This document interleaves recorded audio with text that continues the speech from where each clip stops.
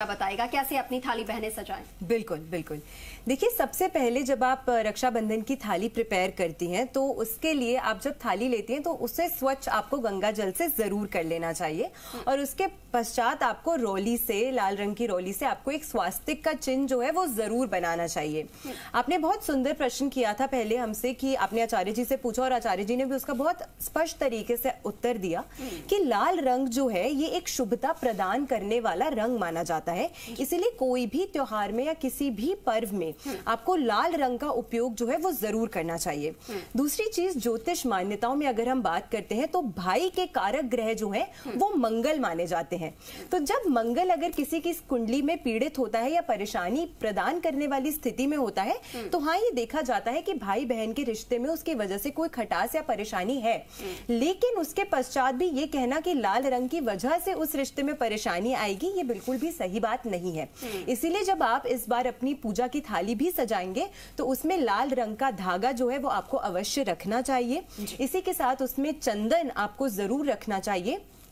केसर अगर आप उसमें रखते हैं तो ये भी सकारात्मकता जो है वो प्रदान करता है और केसर को यश का प्रतीक माना जाता है क्योंकि जुपिटर प्लैनेट की एनहांसमेंट जो है ये करता है।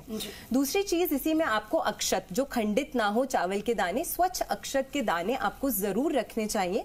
इसी के साथ एक सूखा गोला नारियल जो है वो आपको जरूर रखना चाहिए।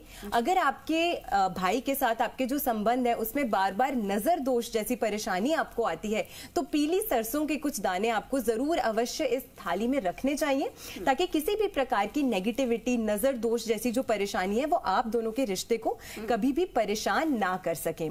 फूल आपको रखने चाहिए। मिठाई जो भी आपके भाई को पसंद है उनकी पसंद की मिठाई जरूर आपको रखनी चाहिए। ये भी एक प्रेम का, एक स्नेह का प्रतीक जो है वो माना जाता है। और इसी के साथ में अगर आप उसमें रक्षा सूत्र और रोली और फूल, ये सभी सामग्री जो है आप सुंदर तरीके से सजाकर अगर इस थाल में आप रखते हैं तो बहुत अच्छा लाभ जो है वो आपको देखने को मिलता है।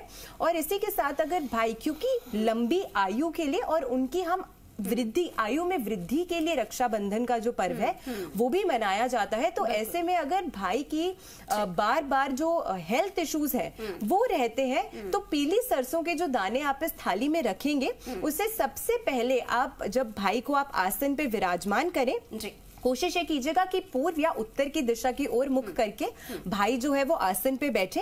पीली सरसों के दाने उनके सर से 8 बार एंटी क्लॉकवाइज वार के आप बाहर फेंके और उसके पश्चात आप रक्षाबंधन का ये जो पर्व है उनकी आरती करना, उन्हें मीठा खिलाना, उन्हें कलावा बांधना, इस तरीके से आप ये प्रक्रिया फॉलो करते हैं तो बहुत लाभ मिलता है। ठीक, बिल्कुल बिल्कुल। तो पूरी